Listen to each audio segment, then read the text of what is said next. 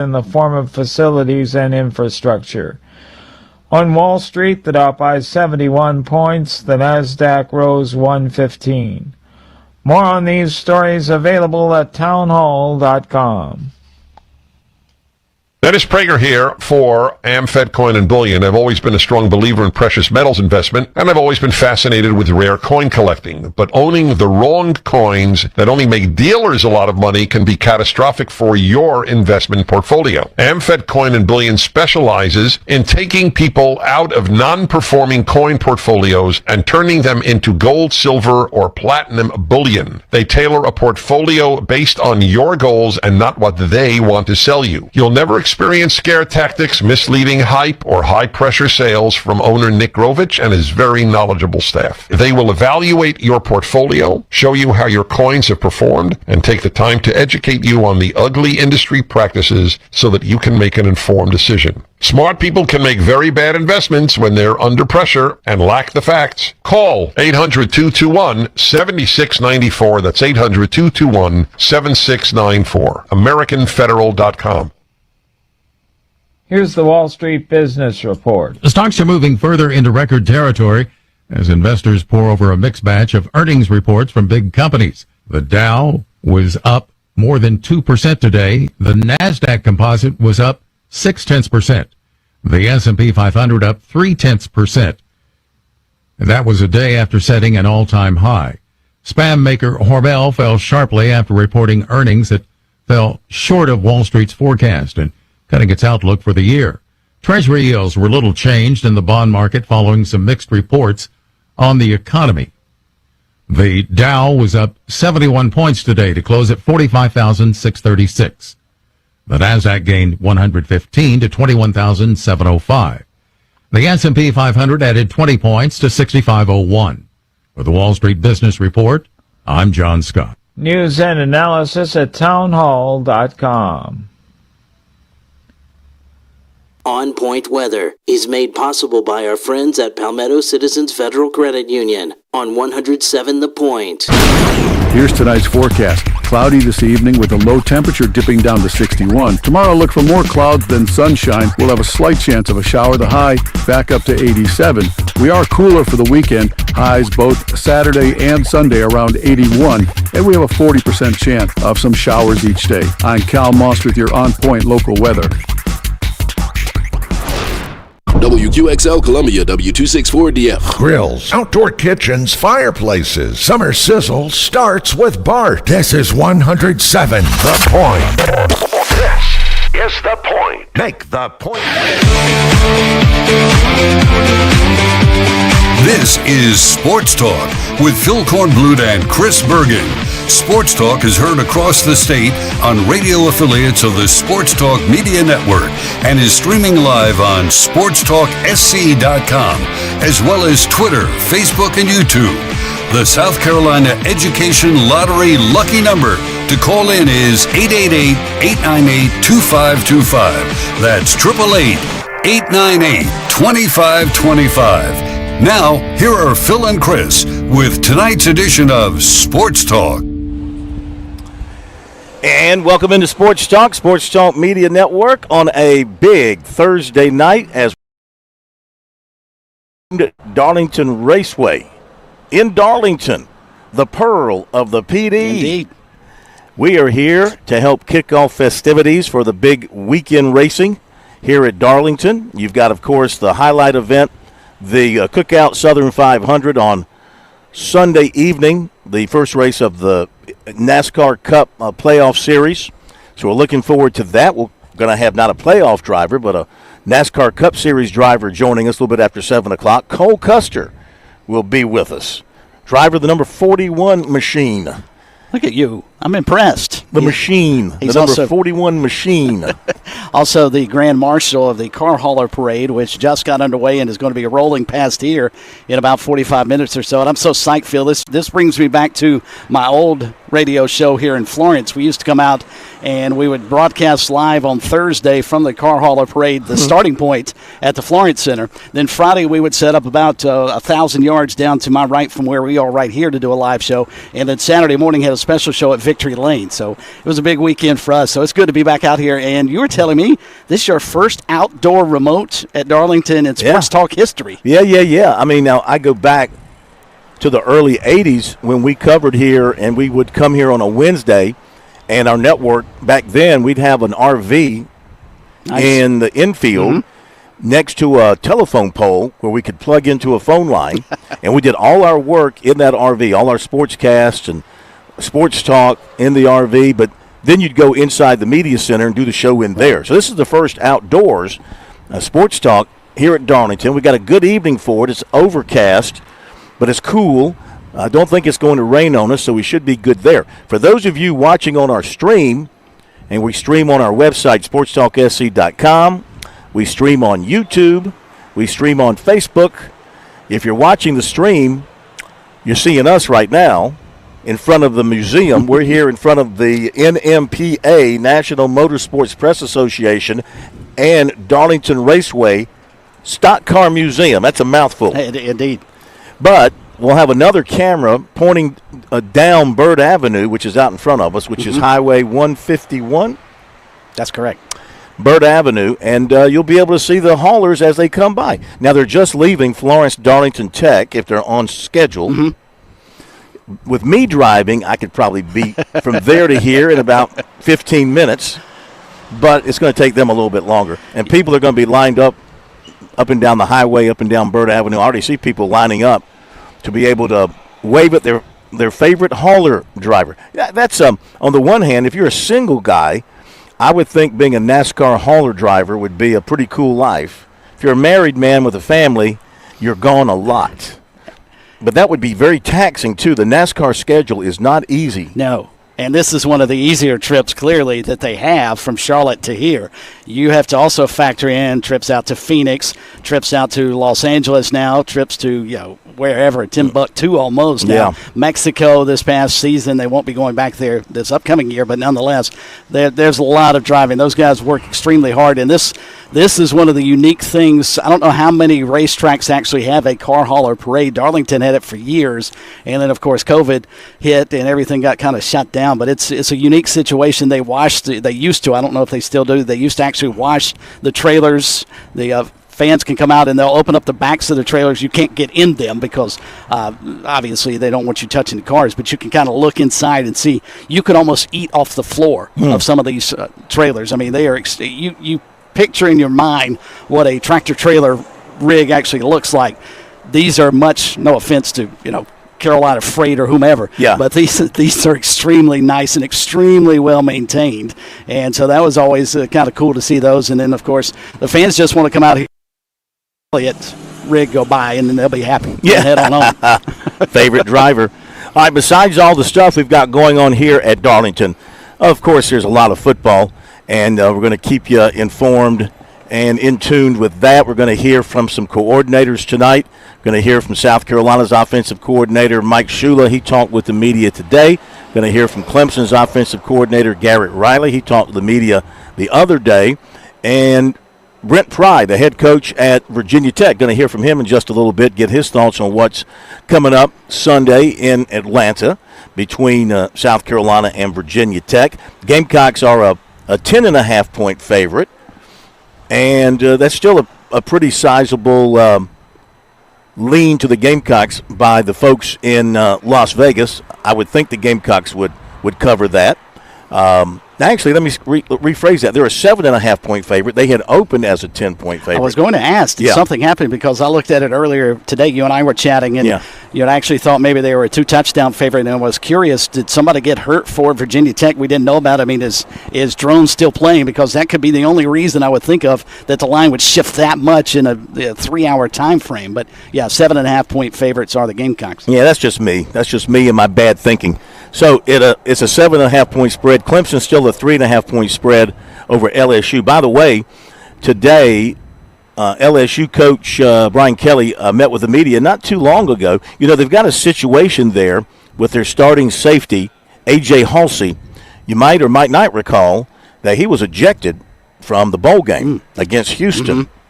And thus, the question is, does he have to sit out the first half? He does. Well, Kelly says they're still waiting to hear on Halsey. So I don't know if there's some kind of appeal going on or just what. And also, the other defensive back, I think he's a safety, Tamarcus Cooley, he says he is available to play. So Cooley's been dealing with some injuries, apparently. I believe he's a transfer guy, if I'm not mistaken. I think he transferred, I want to say, from NC State, if I'm not mistaken. That's what they've done in their secondary at LSU. They've kind of rebuilt it through the transfer portal, John. And Cooley, I recall him from recruiting days, was a pretty highly regarded guy, and now he's at LSU. But the other thing is this safety. Is he going to be able to play in the first half? A.J. Halsey, and he says they're still waiting on a resolution to that thing. So we'll see what happens with that. That could be crucial because if they're putting somebody not nearly as good back there, Garrett Riley's going to see that and try and take advantage through the passing game. My understanding was you sit out the next game, at least the next first half of the next game your team plays. Yep. Well, the next game for LSU is this one. I don't know what kind of appeal process. Of course, all you have to do is sue the NCAA or complain loudly, and you get things situated. It would not surprise me if he ends up being cleared to be able to play the entire ball game. But the original rule was if you're ejected in the second half, you miss the first half of the next game your team plays. Yeah, I'm with you on that. So we'll see what happens, but that's something to keep an eye on. Let's see, some of the other top stories of the day. Well, I guess nationally, this thing just happened late this afternoon. Wow. I mean, just wow. As a Packers fan, knowing how the Packers operate, did not expect Green Bay to get into the Micah Parsons sweepstakes. But not only did they get in it, they won it. Going away, evidently. The Packers have acquired Micah Parsons, the great linebacker from the Cowboys who was holding out. You've got details. They gave up, but here's the thing, they gave up Kenny Clark. That's a big load to give up off your defensive line. He was one of the best nose tackles in the NFL. And also 2 first-round draft picks. 2 first-round draft picks. And they signed Parsons to what, a 4-year deal? $188 million contract with the Packers that, of course, includes $120 of it million fully guaranteed at signing and $136 million in total guarantees, making him now the highest-paid non-quarterback in NFL history. Oof. According to ESPN, and that's exactly what he wanted from the Cowboys. Obviously, Jerry Jones was not interested in paying him that much money. I don't know why. He's a tremendous player. I think that's a great acquisition for the Packers. The only concern you have, and you brought it up, Phil, is did they give up too much to get him? Yeah, but how much is too much, Never know. How much is too much? And I guess the Packers felt like it was worth the cost. I mean, they gave up a great player. And not only a great player, but if you follow the Packers, you know that Kenny Clark was a fan favorite and a leader in the locker room. So you would hope that maybe Micah Parsons will come in and be that kind of guy. I think he was with the Cowboys. I think he was universally liked within their locker room. So from a Green Bay standpoint, that's kind of what you hope. Rick Barnes is going to finish his coaching career at Tennessee. No, he's not retiring. They have signed him to what they call a lifetime contract. Former Clemson coach. What is he now, 70 what? 71. So to me, this is a 5-year extension, basically. I mean, this is to attract attention to Tennessee basketball when there's not much going on around college basketball right now, because to me, it's much ado about nothing. It would be one thing if he were 50 years old and you've inked him to a lifetime contract. That's saying something. But, I mean, Rick Barnes has been a really good coach, Phil. I wouldn't put him anywhere close to elite coach. He's never guided the Volunteers to the Final Four.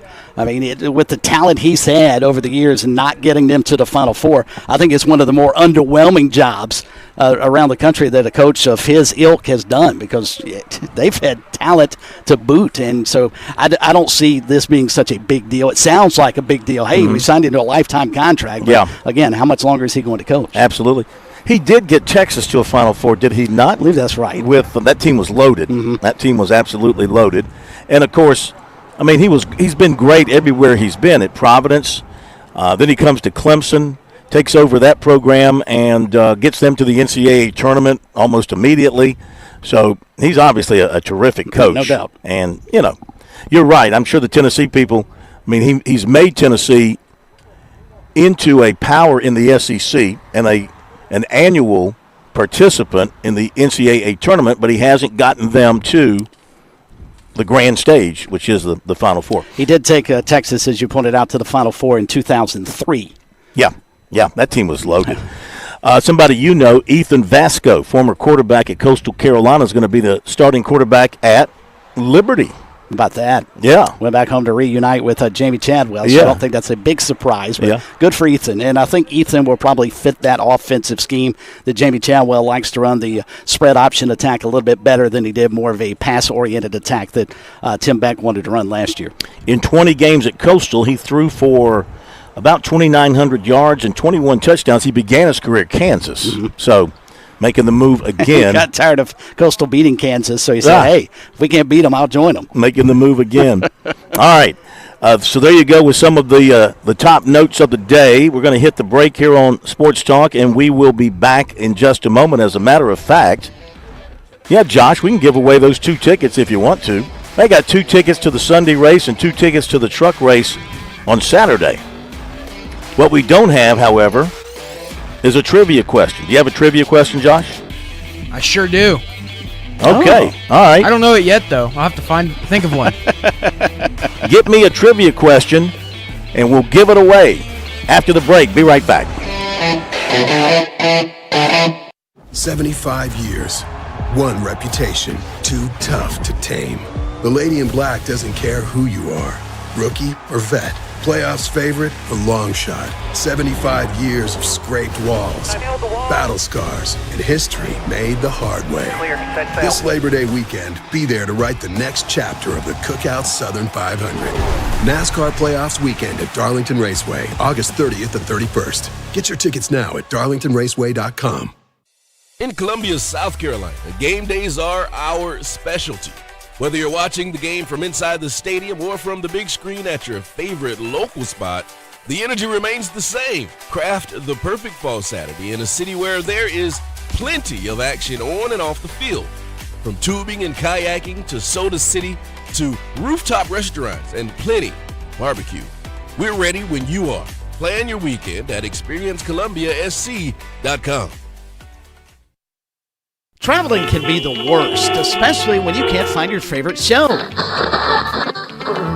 Well, don't worry. We've got the perfect way to keep up with everything happening in the Palmetto State when you're away from home.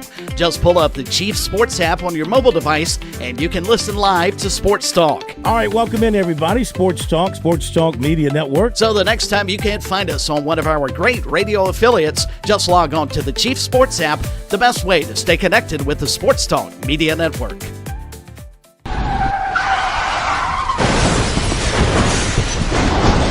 I'm attorney Jim Corbett. That's the sound of a big hit on you and your car or truck. I've been an attorney for more than 30 years, helping people who get injured in car wrecks and truck wrecks. If you have serious injuries, call Jim Corbett, 803-765-2968, or email me at jim@jimcorbettattorney.com. That's CORBETT. I don't get paid unless I recover for you. Jim Corbett Attorney, for your best recovery from a big hit, 803-765-2968, or jim@jimcorbettattorney.com. Every lottery ticket purchase keeps education in our state moving forward. In fact, the lottery has raised more than $200 million for state school buses to get our students to school safely every day. Then, the lottery helps those students go even further in their education by funding the Life, Hope, and Palmetto Fellow Scholarships. So remember, when you play the lottery, you're keeping South Carolina students on the road to success. Learn more at sceducationlottery.com/betteryou. When South Carolina's best high school football players take the field at the Touchstone Energy Cooperatives Bowl, they're backed by a powerful team of their own. As proud title sponsors, your local co-ops celebrate more than just a game. It's a tradition where talent shines, where teamwork matters, and where community spirit takes center stage.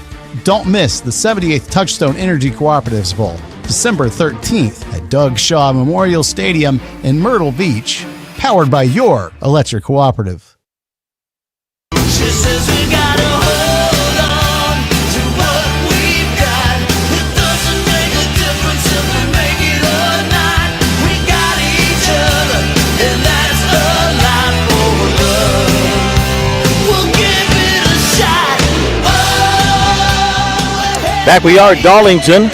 On this big Thursday night, Phil Kornblut, Chris Berg here, back at our studios in Columbia. The plumber, who would fit in perfectly here at Darlington. The plumber, he would just like be part of the Darlington family, walking around the grounds. We have the plumber, Josh Cohen. By the way, the plumber has got our trivia question to give away 2 tickets to Sunday's race, 2 tickets to the truck race here at Darlington. Plumber, what you got? How many Southern 500s did South Carolina native Cale Yarborough win? Wow. No Googling.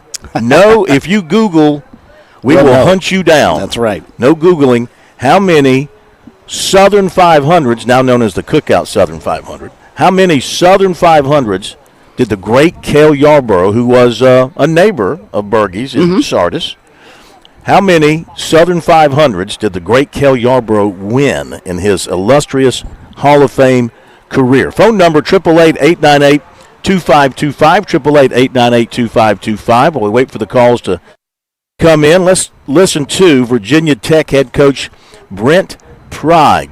Good friends with the Beamer family, obviously. Frank Beamer still has an office over there. He still sees Frank Beamer on a regular basis. This is just a very odd matchup because of the history with the Beamer family. All that will be put aside, of course, on Sunday. He talked about facing South Carolina first off on his mind, the fact that Travian Robertson, South Carolina's defensive tackles coach, is going to be out because of the injuries from that traffic accident the other day. I want to take a moment to send our prayers down to Coach Robertson, South Carolina's D-line coach. Was in a pretty bad accident. I messaged with Shane a few days ago. Could have cost him his life. So they're very thankful right now. He's in recovery. We wish him our best, and certainly to his family. Our team is in a good place right now. We had a great camp that was catapulted from a really good off-season with Coach Ferg and his staff and our coaches. They've put the work in, and like every camp, when it comes to the end, you're just looking forward to playing somebody else. We've had a lot of situational football. We've had a lot of ones versus ones. We've had a lot of ones versus twos. And we've had a lot of ones versus look squad. So, it's time for us to play somebody else. Now, we certainly have a huge challenge. This South Carolina bunch, I've coached against a bunch of SEC teams in my time, and they appear to be one of the more talented ones. I would liken them to some of the LSU teams I've seen and some others. They're explosive. They're fast. They got good size. I think it's a very talented SEC team. But the opportunity to be on national television, the opportunity to play in an NFL stadium at a primetime slot, the only game on, again, I've said it before, that's why guys come to Virginia Tech. So excited about that.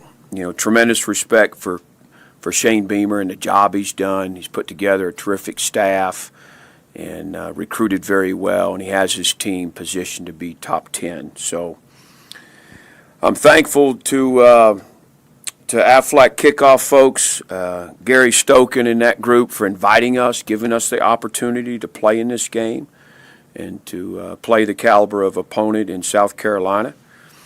Also excited about Hokie Divine Diablo, who's currently with the Falcons. He's our honorary captain for the game, which I think is very cool, and I look forward to seeing him. And then lastly, to have Coach Beamer and Cheryl be honored prior to the game, and I just think that's absolutely right.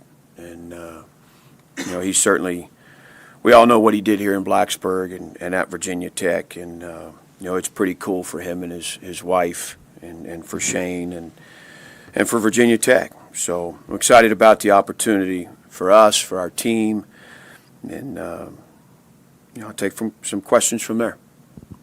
Brent, I know Caleb had a situation over the weekend. Do you have any comment on his situation or determination of his status for the opener? Yeah, obviously that's there's been a lot of discussions over the last few days regarding this matter, very serious matter, and there's certainly internal program consequences at play, measures at play. And then the university's policy, the athletic department policies, we're committed to seeing that out. And as far as his play this weekend, that's yet to be determined. You have a pretty formidable challenge on the other side, in Lenore Sellers. What challenges does he present for you? Does he remind you of any quarterbacks you've faced in the past? Yeah, he's, first of all, I think the hype surrounding Lenore's is accurate. You watch the Clemson game, you watch the Missouri game. I mean, this guy just, whether he's throwing it and certainly doing it with his legs, he's very hard to tackle. He's got great field presence. He's a great competitor, and he's got tremendous size. He's an impressive athlete. And I remember when he was coming out, I believe he was committed somewhere else and flipped to South Carolina. And everybody was kind of curious about what type of player, what type of quarterback he was going to be. But they've done a great job with him. I think he's a pretty special guy. Obviously, we have to have a plan for him. But I think the whole, they've got a couple of tackles that are returning, which that's when you got both your tackles back, you feel pretty good about that. They went out, they got 7 or 8 transfers on offense in their 2 deep. They're still big in their first group and second group. They got size and experience, when you have a 2 deep at your offensive line like that. And then they got their running back cleared, which I think they had a couple other pretty good ones. This guy's got pretty dynamic film.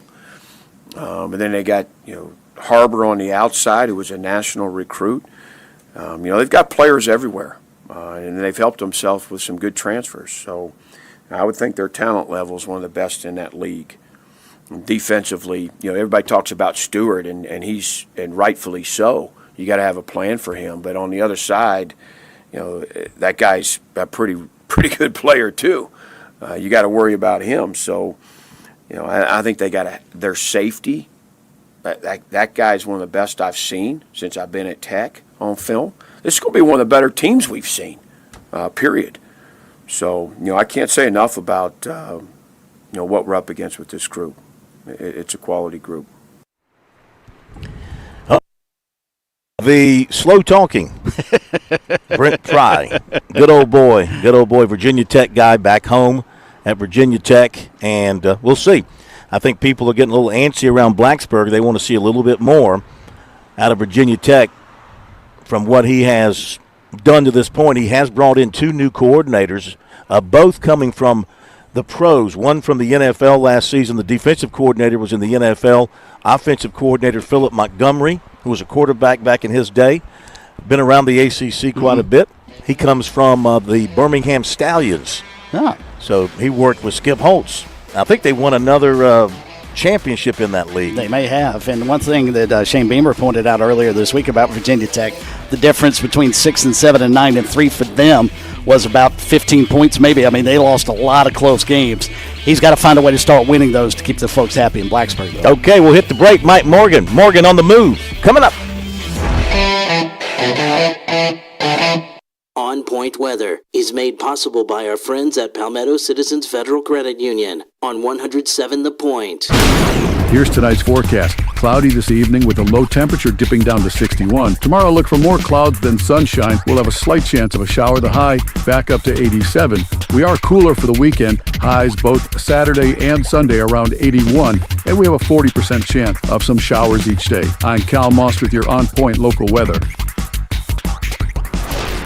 At Palmetto State Armory, we offer the largest selection of guns and ammunition at unbeatable prices. Our knowledgeable and friendly staff are here to provide personalized assistance, ensuring you find exactly what you need. If you enjoy outdoor activities like hunting, camping, or hiking, our clothing and outdoor gear collection has got you covered. We also feature an exceptional indoor range facility where you can experience the thrill of shooting in a safe and controlled environment. Visit us today at PalmettoStateArmory.com or your local retail store. Palmetto State Armory, American made for life.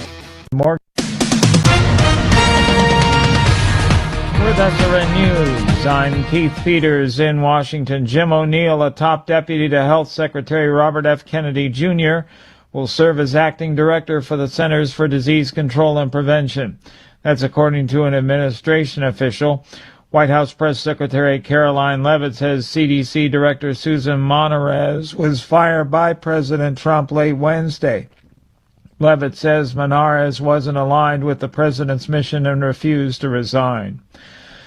Federal Reserve Governor Lisa Cook is suing the Trump administration in an effort to overturn the president's attempt to fire her. Trump said the reason for her removal were allegations that she committed mortgage fraud in 2021 before she was appointed to the board. On Wall Street, the Dow buys 71 points, the Nasdaq rose 115. More details at srnnews.com.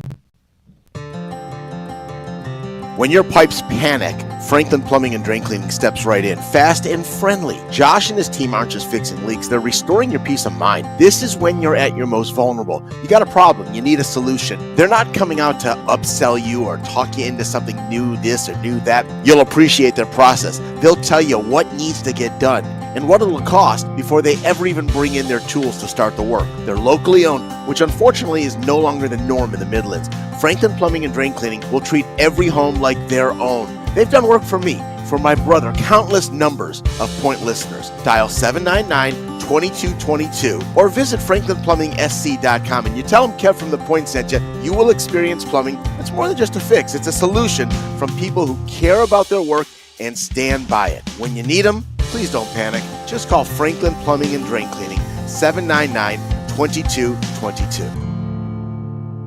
Hey y'all, it's Ted from Flight Deck Restaurant. We're introducing Friday Night Prime Rib Special. Our great chefs at Flight Deck Restaurant have created a great prime rib dinner special, which includes a 10-ounce slow-roasted certified Angus beef prime rib dinner, served with 2 sides of your choice for only $22.95. And if you mention We Love Flight Deck, you get a free cookie or a soft drink with your meal. So come see us at Flight Deck Restaurant to enjoy a delicious slow-roasted prime rib dinner. While you're here, check out the new and improved arcade with over 33 games. We at Flight Deck Restaurant thank you, and God bless. Yo, did you see these shirts we made for the party? They're fire. I still can't believe we got those printed so fast. Where did we even get them done again? Bardak Design. They're right on campus by the fairgrounds, literally the best spot to get custom tees. You can't beat their prices, and can you believe how great they came out? Oh yeah, they're super chill about designs. You can bring your own or they'll help you out, and it's all so affordable. Plus the turnaround. Lightning fast. They are super cool. And before I knew it, I had my swag. Exactly. Bardak Design, 1334 Rosewood, in the heart of Carolina student housing. If you want custom gear for your group or event, they're the go-to. Seriously, it's where all the super cool designs happen. Go see them or give them a call. 254-7940. Every time we've needed them, Bardak on Rosewood comes through with top-notch merch. Bardak Design, 1334 Rosewood Drive. Custom tees, just a few steps from the heart of campus. Call 254-7940. That's 254-7940.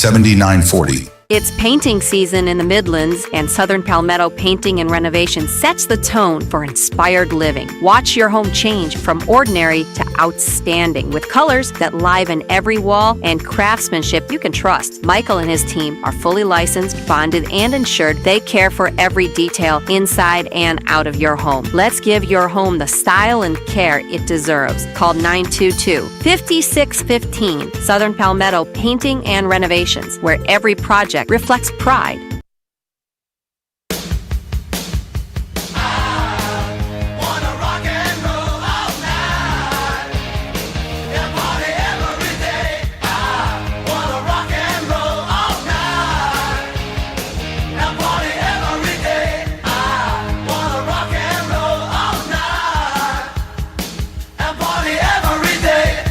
Coming this one?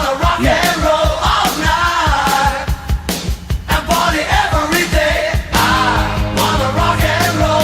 We are back, Sports Talk, big Thursday night. Phil Kornblut, Chris Bergen.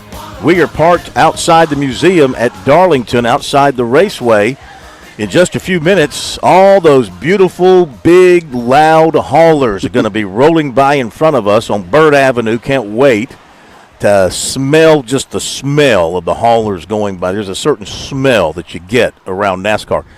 Can't wait to inhale all of that. That'll be coming up in just a few minutes. We got more coming your way from coaches and football-related stuff. The M&M boys are back with us tonight. Corey Miller and Will Merritt at 7:35. And right now, we continue with the football talk and more. It's time to welcome into Sports Talk once again for another edition of Morgan on the Move. He is Mike Morgan. And Mike is presented by Play It Again Sports over in Harbison. Chris Mosley just simply runs the best sporting goods shop in the Palmetto State with all the things you'll want to buy, sell, or trade. Maybe not a NASCAR, but pretty much anything else in sports. Best selection, best prices, a great friendly staff. That's Played Again Sports in Columbia. Sponsored by Midstate Roofing, South Carolina's leading roofer for over 30 years, protecting what matters most.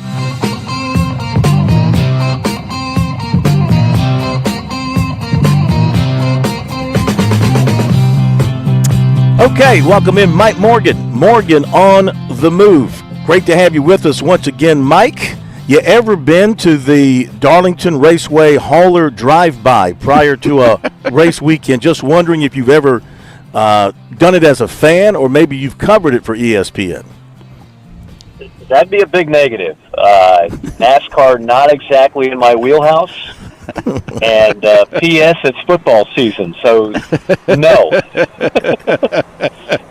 Well, you should try it at least once. With all due respect to the great people of Darlington.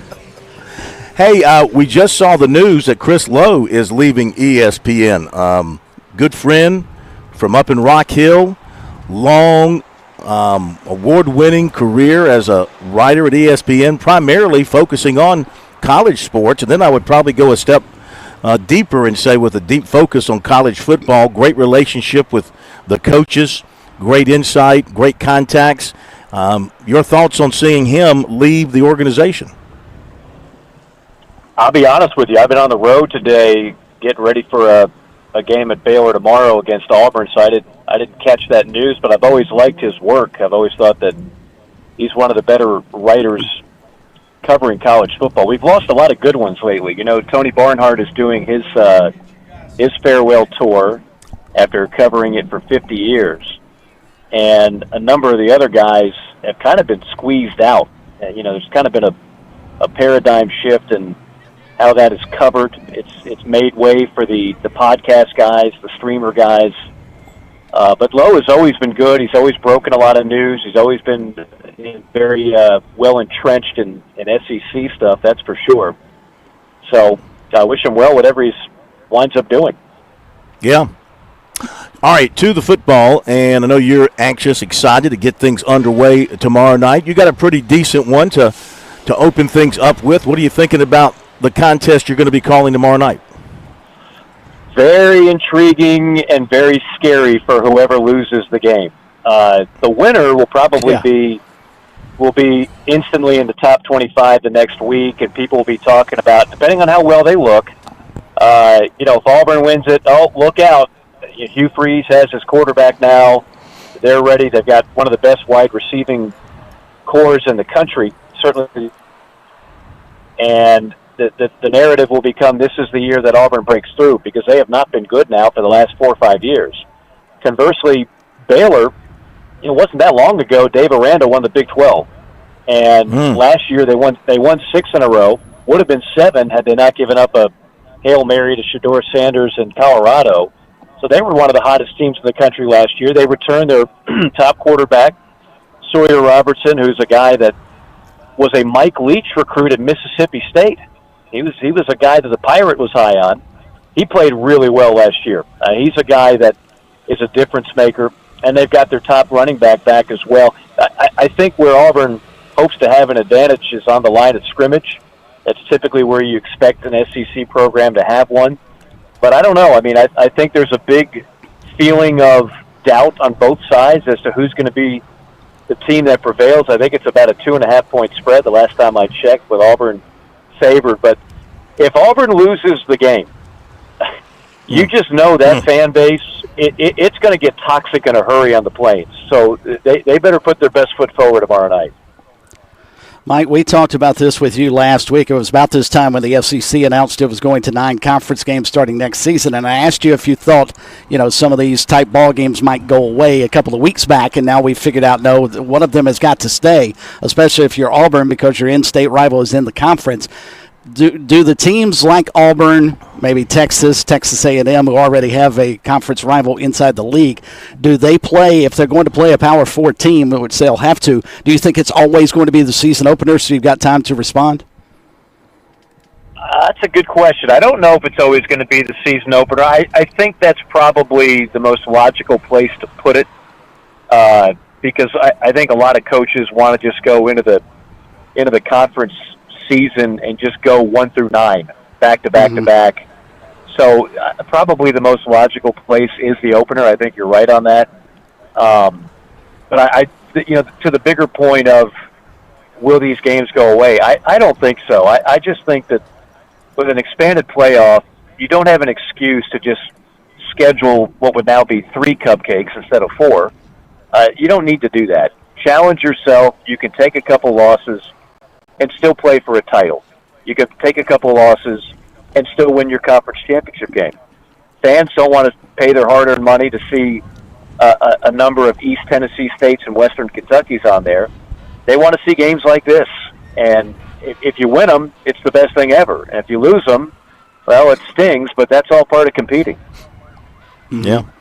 Well, with the way the playoffs are now and will be in the future, you will have wiggle room. You will have a chance to recover, just like Clemson, LSU. Let's turn our attention to that. I mean, I know you got Texas at Ohio State. What's that, 2-3? So, but here is 4 and 9 in the AP. This might be the best matchup of the weekend. Time will tell. The loser is not going to feel real good, and their fans are going to be real down. But you got plenty of time to recover. In Clemson's case, you got a chance to go run the table in the ACC and still get in. And same thing with LSU. So all that being said, and a lot of pressure, and Brian Kelly's putting it on himself about winning this opener, something he hasn't done at LSU. What do you think about this ball game? What do you think will be a couple of the keys one way or the other here? Well, I think of the 4 teams that you just mentioned and the 2 premier matchups. The one that does have the most pressure is LSU because of the reason you mentioned. They haven't won an opener in 5 years. They've lost the last 5, and Brian Kelly is already a guy that I don't know if the fan base is completely enamored with yet. It's not as if he's done a terrible job. He just hasn't done good enough. And you would not have to make any apologies ordinarily losing on the road at Clemson, a team that a lot of people think will be in the national championship hunt. But that won't make the LSU fan base feel any better. So, look, no matter who loses both those games, you still have a very good shot at the playoff. But I wouldn't want to be Brian Kelly if LSU loses 6 in a row to start the year. Yeah. No doubt. How about Clemson's record against the SEC last 10? They're 3-7. I mean, what I've been saying, Clemson kind of needs this version of Clemson. I know they're national championship teams. They proved it. They beat SEC teams in national championship games and took care of the business. But, I mean, this version of Dabo Swinney's program, they kind of need to beat besides beating South Carolina when they've had the chance, they need to beat a high-quality SEC team here, don't you think, to kind of reestablish themselves? First off, I hope you're okay. It sounds like a towering inferno behind you. Somebody please rescue your women and children before this segment's over. I think we've kind of got the beginning of the parade here. Are you driving the fire truck, or are they just nearby? Are you operating the ladder? Because it sounds like you're in the truck. You know highway patrolmen like to run their sirens. Yeah, boy. A lot of stuff going on back there. Okay. Yes. Well, no, I think the biggest thing for Clemson is this, on paper, is the best team Dabo's had in a while, right? Can we all agree on that? I mean, yes. For a while there, they were lacking the big play wide receivers. I don't know how they were, but they were. And Klubnik has certainly improved over the last couple of years. The defense is stout. I mean, it's hard to find a weakness, right? So I think, if nothing else, Clemson should look really good, even if they lose the game. You've got people talking about national championship over there when they haven't been able to talk about that realistically in the last few years because I don't think it's been that caliber of a team. This year it might be. So you look at it from that standpoint, and you're talking about a fan base that remembers too well 2 national championship runs. Why not a third? There was all that talk about Dabo being too stubborn to use the portal, and Clemson was slipping and on the way down, and and here they are. So maybe they turn it around this year.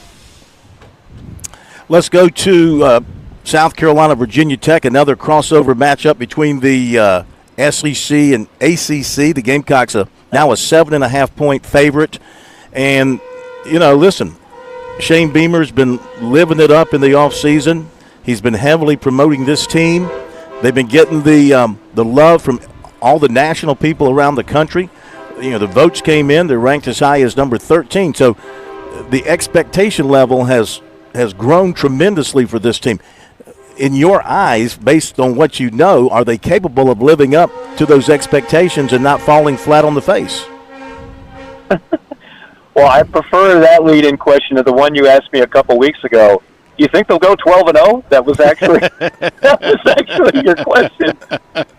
I don't know anybody else in the country that got asked that question, but I thank you for that. No, I look. I actually think I like this matchup. The more I dive into it, I just don't think Virginia Tech is that good. I think there's a good chance they're going to have a coaching change at the end of the year, and the first person they'll call up is Shane Beamer.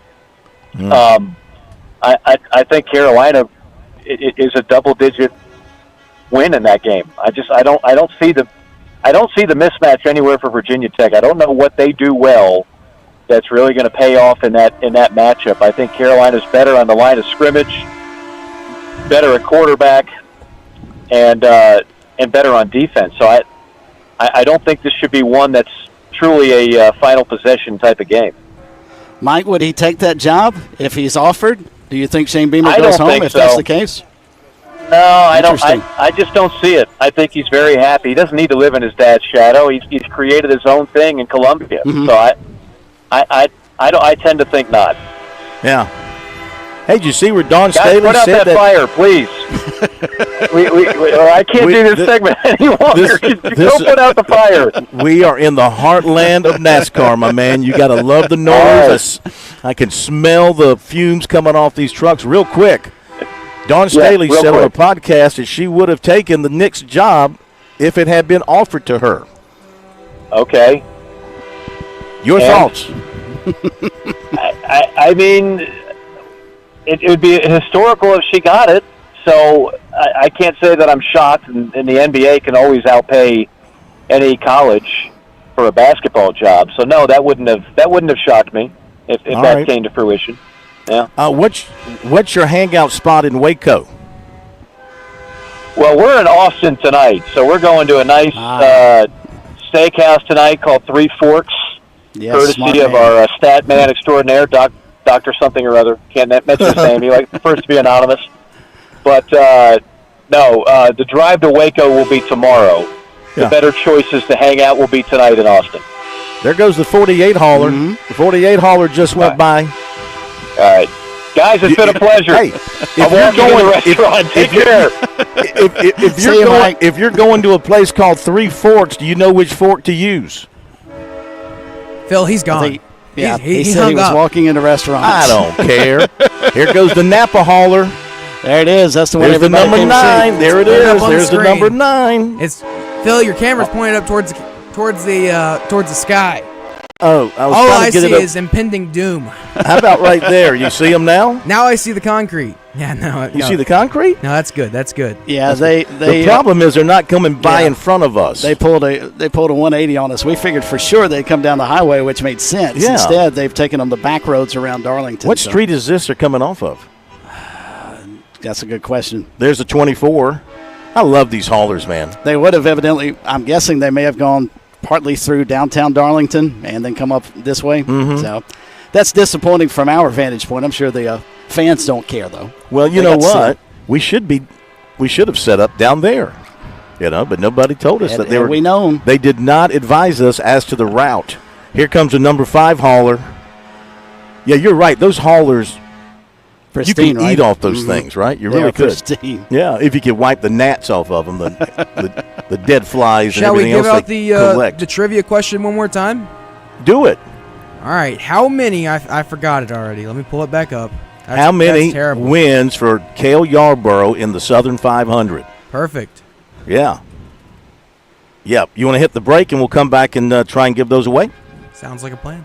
All right, let's hit the break. For those of you watching the stream, that's the best we can do. You can see the haulers off in the background there. You get a good look at the haulers. You can see the top of the haulers. We were hoping they were going to come right by in front of us here. We'd have had a great view. Yeah. We'll keep it up during the break. Oh, yeah. We'll keep rolling it. Okay, we'll hit the break. We're at Darlington. Thank you, Mike Morgan. He's in Austin. Where would you rather be, Darlington or Austin? I'll take Darlington. Darlington's pretty special. Give me Darlington. Austin's cool, though, too. Back in a moment. 75 years. One reputation. Too tough to tame. The Lady in Black doesn't care who you are. Rookie or vet. Playoffs favorite or long shot. 75 years of scraped walls, battle scars, and history made the hard way. This Labor Day weekend, be there to write the next chapter of the Cookout Southern 500. NASCAR Playoffs weekend at Darlington Raceway, August 30th and 31st. Get your tickets now at darlingtonraceway.com. Your home is where your memories live. It's where you laugh and where you love. We understand the importance of the valuables under your roof, tangible and intangible alike. So no matter what's around the corner, we'll be there, offering you and your family the support that's made Farm Bureau Insurance a trusted name for nearly 70 years. You deserve more. You deserve a promise. Learn more at scfbins.com. Call me, Alex Satterfield, at 803-749-9171 for all of your Midlands insurance needs. Has your credit seen better days? At Founders Federal Credit Union, we get it. Life happens. That's why we offer personal and auto loans that help you move forward. With flexible terms and a team that sees more than just a number. You don't need perfect credit to start your next chapter. Visit foundersfcu.com or a local office today. Founders, helping you do life on your terms. Membership qualification required. Terms and conditions apply. Call Lawyer Lisa. Experience the difference with Lawyer Lisa. Hi, I'm Lisa Hosteller Brown. Did you know your will is designed for your assets to pass through the probate court? If you want to keep your loved ones out of court, a revocable trust is a great place to start. Visit lawyerlisa.com for more information and to see how we can help. Call Lawyer Lisa. Experience the difference with Lawyer Lisa. 7511 St. Andrews Road, Irmo, South Carolina. South Carolina's taste buds have spoken, and they're asking for beef. There are more than 7,800 farms raising cattle from pasture to plate in the Palmetto State. So whether it's steaks on the grill before the big game, sirloin medallions plated for date night, or burgers with a family, make sure beef is a part of your playbook this football season. Smoked, grilled, and slow roasted. Find the best way to enjoy your beef at scattle.org. Beef. It's what's for dinner in South Carolina. Funded by the South Carolina Beef Council, part of the Beef Checkoff program.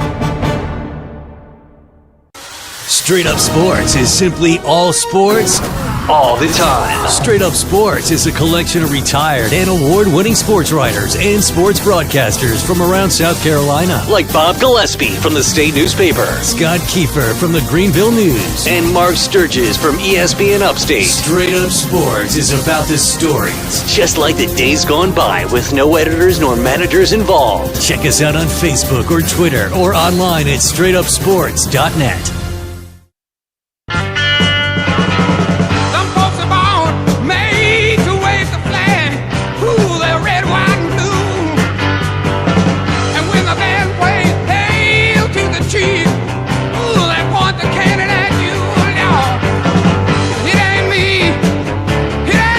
That way. All right. 7:05. Looks like the hauler parade is over because traffic is now moving once again on Bird Avenue. So the haulers have made their way away from us. I guess they're going to go in over here at what gate number is that? 39A, I believe. 39A. 39B maybe for them. I can't remember which. It's 39A, I think, is the tunnel. So, but yeah, it doesn't take long to get, 43 car haulers through? Yeah. I guess it is. Yep, they moved them quickly. It should have been more, though. The trucks, I'm not sure I saw the truck haulers. They may already be here. Yeah. Because the trucks have practice in the morning. Yeah. I'm sure the series haulers are the highlight. Yeah, of the no whole doubt, deal. no doubt. All right, so we've got 2 tickets to give away to the truck race on Saturday and the cup race on Sunday. Well, let's take a caller, see if this caller has the correct answer to the question. How many Southern 500s did Cale Yarborough win? The South Carolina great, the legend, the Hall of Famer. How many Southern 500s did he win in his illustrious career? And let's see, do we have a name on the caller? Plumber? Carolyn, and she's in Darlington. She might as well come up to the table. Oh, Carolyn. Carolyn in Darlington. That is Did correct. you watch the Hauler parade go by? Did you watch the Haulers? No, sir. Just saw what you were doing. Okay. From what you had. Oh, awesome. Nice. What you got for us? What is your guess? Well, I'm saying number 5. I think it's 5 times. 5 times. Is that correct, Bergie? Yes, it is. 5-time Southern 500 champion. 5-time Southern 500 champion, Cale Yarborough. That's awesome. Well, congratulations. We got 2 tickets for you, 2 tickets to Paradise, which is Darlington. All right, we got 2 tickets to Darlington. And 2 tickets for Saturday and 2 tickets for Sunday. Go ahead, it's a 2-day vacation, pretty much, because we're giving you 2 tickets to Saturday and 2 tickets to Sunday. Mm-hmm. So, have you ever thought about vacationing in your hometown? Well, there's the staycation, Staycation. That's exactly right. Well, you hang on, and Plumber will get your information. You'll get these right away, right? She'll get these in a few minutes? Yeah, we'll send them over to you in like 5 minutes, and so you just stay on the line, and we'll get them over to you during this next break. Okay. Thank you. Thank you so Carolyn, much. Congratulations. I was concerned it might have been my mother. My mother's name is Carolyn, too, so I was like, oh, my gosh. Yeah. But I know she cannot stand NASCAR, so that was not going to be the case. She got ruined years ago. She grew up in Hartsville, played in the Hartsville Marching Band. They used to come over here for the Southern 500 parade. I think that ruined her forever with regards to NASCAR. Kerry Tharp is here, the commander. We're going to talk to him in a few minutes. We have Cole Custer coming up after the break. Ask Kerry if he's ever eaten at Becky's Hot Dogs and hot breakfast sandwiches. He's eating at the Raceway Grill, though, next door. I'm going over there after the show. Okay. Yeah, the food in this place is all good. Yeah. It might not be good for you, but it's good tasting. So we got Cole Custer coming up, driver of the 41 car. And not a playoff contender, but a young guy trying to make his way up in NASCAR. We got more football coming your way as well, including the M&M boys. Got some recruiting notes as well. We got a game tonight of some local interest, East Carolina and NC State. Yep. They'll be kicking off, at 7, I believe. And we actually have one game already in progress midway through the second quarter. Boise State leads South Florida 7-3. Welcome to college football season. They're playing that in Tampa? Yes. I wonder what kind of crowd they've got. They kick that thing off about what? Well, we got to hit the break. Back in just a moment.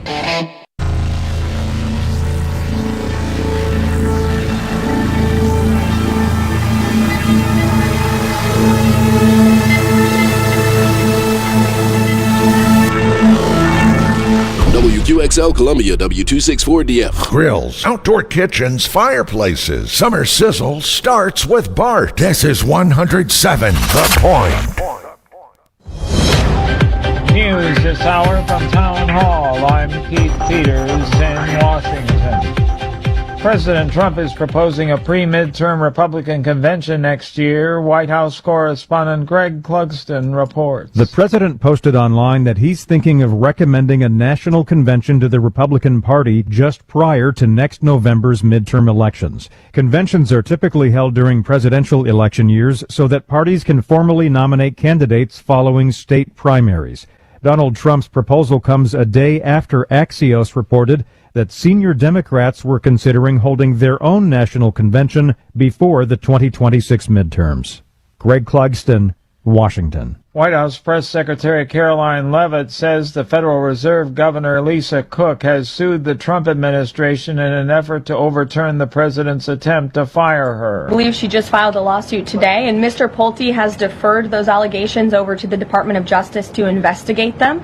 What I will say is that you had these mortgage receipts very clearly shown to the president, and he has the cause that he needs to fire this individual. He laid it out in the letter that he provided to her and to the public as well. The shooter who killed 2 Catholic school students and wounded more than a dozen youngsters sitting in the pews of a Minneapolis church once attended the same school and was obsessed with the idea of killing children. The shooter, identified as 23-year-old Robin Westman, fired 116 rifle shots through the stained glass windows while the children celebrated Mass during the first week of class at the Annunciation Catholic School.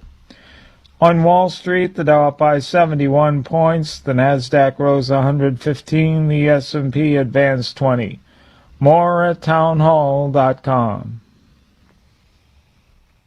When I think about God's faithfulness, one story stands above all others: his eternal commitment to Israel. For nearly 4,000 years, God has kept every promise he made to Abraham. Through slavery in Egypt, exile in Babylon, persecution across the globe, and even the Holocaust, God's covenant never wavered, not once. Today, we're witnessing the miraculous fulfillment of ancient prophecy. The Jewish people have returned home. A dead language lives again.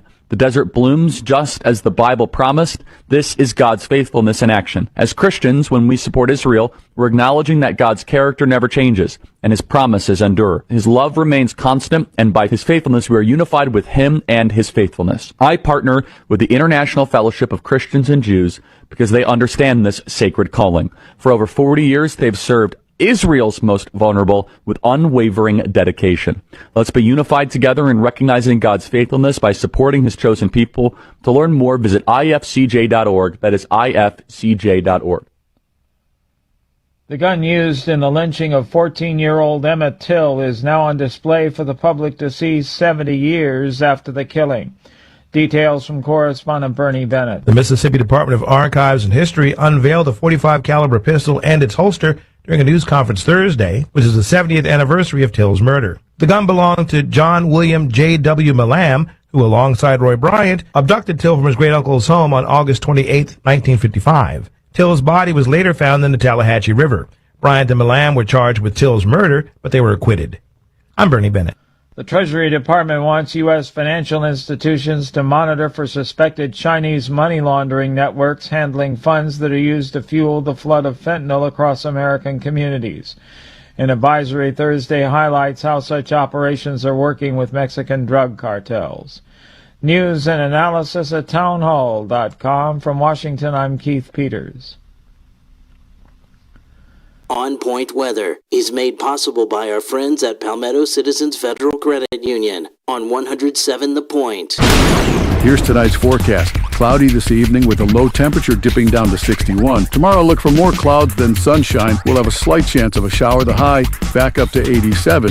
We are cooler for the weekend. Highs both Saturday and Sunday around 81. And we have a 40% chance of some showers each day. I'm Cal Moss with your On Point local weather. WQXL Columbia, W264DF. Grills, outdoor kitchens, fireplaces. Summer sizzle starts with Bart. This is 107 The Point. This is The Point. Make the point. Welcome back to Sports Talk on the Sports Talk Media Network. You can reach the guys with the South Carolina Education Lottery lucky number, 888-898-2525. That's 888-898-2525. Now back to Phil and Chris with the second hour of Sports Talk on the Sports Talk Media Network. Okay, welcome back, everybody. Sports Talk Media Network. We're here at Darlington. We're outside the museum. The haulers have gone into the track, and they're finding their way into their. It's pretty exciting to see all that go by, and now the traffic's moving on Bird Avenue. We have the breaking news about the safety from LSU. He is or is not going to play that first half? He will not. He will sit out the first half after being ejected from a second-half game a year ago, I guess the bowl game back in 2024. Ejected from the contest, initially listed as unsportsmanlike conduct, so he'll have to sit out the first half for LSU against Clemson. All right, very good. It's a pleasure to have with us here at our location one of the NASCAR Cup drivers, Cole Custer, of the number 41 car from Ladera Ranch, California, down there in Southern California. Drives for the Haas Factory team, and he'll be competing this weekend here at Darlington. And first of all, great to have you with us. Appreciate you coming over. Yeah, thank you guys for having me on. It's always a blast to come down here. Did you get a chance to watch the haulers? I did. I was a part of the hauler parade. He's the Grand Marshal. I was the Grand Marshal. That's right, So you were. What was that like? It was really cool. What does a Grand Marshal do for the hauler parade? Not much. You wave a little bit, throw some stuff out the window. But it was cool. There were so many people on the sides of the street. It was really cool seeing how much the town really gets behind the whole race. How much do you like your hauler? It was. I mean, I love our hauler. Yes, what I mean. Yeah, that's got our car in it and everything. So, I mean, it's really our home on wheels. You know, like for 38 weekends a year. So, we got everything we could ever possibly need in that thing. So, it's always those guys get it here safe. You were in the mix at Daytona. You were right there. Tell us about those exciting closing laps. You ended up, I think, fourth. So you were right in the hunt. What happened? What didn't happen? Well, I wish we ended up 3 spots better. Yep. You know, that would have made this weekend even more fun. But, you know, we had the lead there on the last lap. You know, I was just getting help from a lot from my, Ford teammate Ryan Blaney. And we were able to work really well to get together and get ourselves to the front. And just the 7 car, he got clear on the backstretch. And then I had to make a move to the bottom to get by him. And from there we got disconnected and just didn't have the run coming to the line. But it was really cool to be in the fight, have a shot to win the thing. Wish we won the race so we were in the playoffs this week, but we'll come here and try and spoil the show. Were you surprised that you didn't have a big one as you were running those last 3 or 4 laps so close together? I mean, for sure. Usually there's always a lot of wrecking to be had, you know, at the end of those races with everybody pushing and shoving. But so many cars got wrecked in that first stage. There was a big one in that first stage, so that took out a lot of cars that could have caused it. So by the end of the race, there weren't too many cars left. You've got a win in the Cup Series, and, of course, you were very successful in the lower series. So you're trying to find your way here in the Cup Series. How do you feel about your progress? The finish last week was your best finish of the season. So how do you feel about your progress at this level? Yeah, I mean, I feel like for our team, we're pretty much a whole new team this year with all new people, all new tools, all new resources. So it was really, you kind of got to walk before you run this year. And I feel like we're getting better and better. You know, we had some solid finishes, have had some solid, I think we're bringing faster and faster cars to the track. It's just a matter of now fine-tuning that and getting some consistency with it. So hopefully by these last 10 races, we can really hit our stride and show what we can do. The Darlington Car Hauler Parade Grand Marshal, also the driver of the number 41 Ford, Cole Custer, joining us here at Darlington Raceway. And Cole, you talked about the race last weekend at Daytona. Now you come here to open up the playoffs. These guys, I think, really like being the first race in the playoffs. But as a driver, how difficult is it to have Daytona as the final race of the regular season and then have to come here to arguably the most difficult track to open up the playoffs? Yeah, I mean, definitely very hard to get any kind of rhythm, you know. I mean, you go to Daytona and it's just the most chaotic race of the year. Everybody's trying to get in the playoffs. And then you come here at one of the most difficult tracks that you can ever come to, like you said. So you just really have to manage it. You know, you have to go out there and just get a feel for it the first few laps. It's a really long race, you know, so you really just got to keep yourself in the game, be there at the end of it. And I think if you do that and keep the tire and keep the car underneath you, you'll have a shot at it at the end. Clearly, we all know about how difficult this place is on tires. It's pretty easy for your pit crew. As soon as they come in, they're changing all 4. But when we hear often as fans that you've got to protect your equipment, save your equipment here, what does that exactly mean early in a race? I think the biggest thing is not hitting the wall. You know, we can get so close to the wall here, and you have to, you know, to make speed. But, you know, maybe instead of being 2 inches from the wall, maybe you give it 6 inches. You know, like, how do you give yourself just that little bit extra, you know, for most of the race, and then you try and go really hard at the end to try and get a win. But just finding those little ways where you can just not put yourself in a bad spot. You finished 14th in the 500 this time last year. Best finish you've had here. So getting into the top 10 sort of the next goal? Obviously, you want to win, but a top 10 finish, top 5 finish, is that sort of what you are thinking about going into this weekend? Yeah, we'd love to go out there and get a top 10 and show that we can compete with these guys. I feel like we're moving in the right direction. Everybody's working really hard at Haas Factory, and hopefully we can really have a good shot this weekend. I feel like we've put a lot into it, and we just got to keep digging. For you guys, it's kind of a weird deal for NASCAR. Playoffs for the other sports, if you don't make the playoffs, your season's over. For you guys who don't make the playoffs, your season continues for 10 more races. What is the mental approach that guys like you who are on the outside trying to get in in the future, but what is your mental approach for the next 10 races? Well, I think with your preparation going into the week, you almost have to pretend like you're in the playoffs. You have to set that bar of, we're going to go out here and try and compete with these guys and try and end on a high note. So to do that, I think you have to almost pretend like you're part of it. But you still have to keep it in mind when you're on the track, showing those guys, those 16 guys, some respect. Because, if you're in that situation, you don't want to, be on the wrong end of the stick and, have something go wrong. Sure. So at the end of the day, you have to just balance the two, and you still want to show that you can end on a high note. At this track, do you have a favorite corner where you make the most speed? Oh, that's a tough one. I've always liked 1 and 2 a little bit more than 3 and 4, and I feel like 1 and 2, I've always liked running a little bit lower. You can kind of try and get some clean track out of the rubber down there, so I feel like that's always been a lot of fun for me. As a kid growing up in California, becoming a race fan and eventually a driver, I mean, did you like watching the races here at Darlington on television? Yeah, I mean, I feel like Darlington, it was just one of the places you knew was a marquee race on the schedule that everybody wanted to win. So it's a bucket list race. Everybody wants to come here and get that trophy. So everybody takes a lot of pride in running good here. So when you do run good here, it means a lot. Cole, you clearly did not grow up in sort of the hotbed of NASCAR like we have here in South Carolina and certainly in North Carolina. Shane Van Gisbergen sort of in a similar boat, being an international driver. What is the attraction to NASCAR for you guys, who maybe didn't grow up in the Carolinas following it 24/7? Yeah. I think there's nothing like NASCAR racing. I mean, we're not open wheel racing where you can't touch, and everything's very. You got a lot of rules about when you can touch and what how your racing is. Where here it's pretty much boys have at it. You're able to beat and bang. I think a lot of people are drawn to that. And as a kid, watching that on TV, it was just in the early 2000s for me, was really cool. You're on the track with these guys every weekend, so handicap, let's start with your teammates at Ford. Ryan Blaney, obviously, I think probably sitting in the best position, but how about Austin Cindric and Joey Logano as you look at the guys inside the top 12? And then what is Josh Berry, do you think, going to have to do to advance?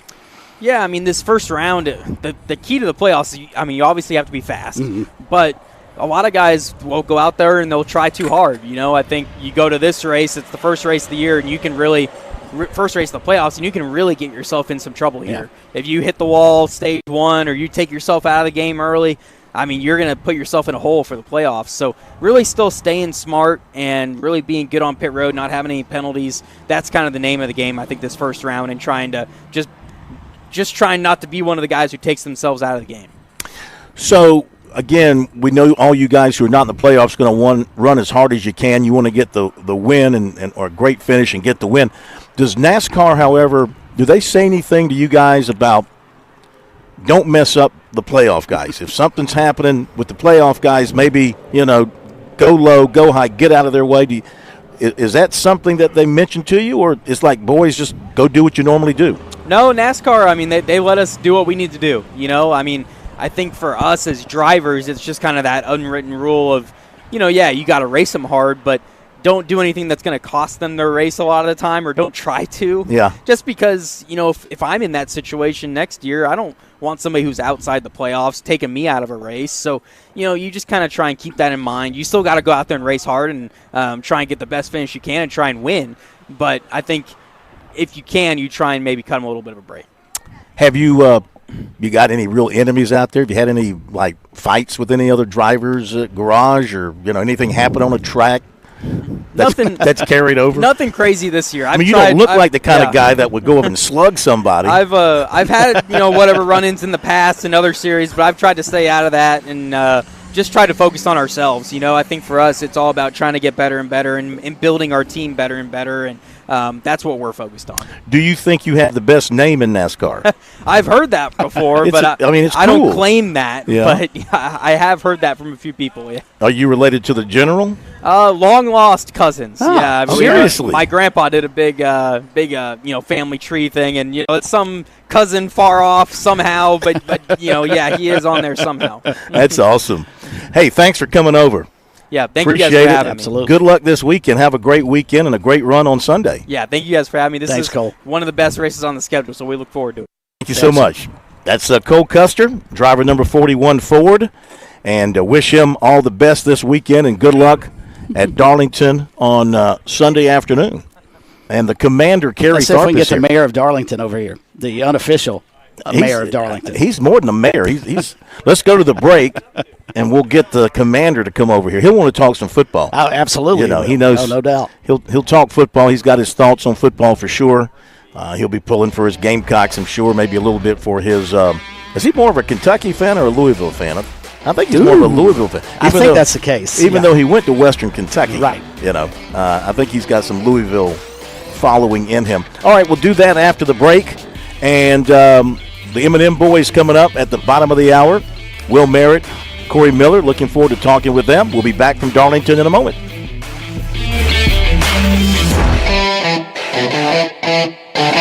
"75 years, one reputation, too tough to tame." The Lady in Black doesn't care who you are, rookie or vet, playoffs favorite or long shot. 75 years of scraped walls, battle scars, and history made the hard way.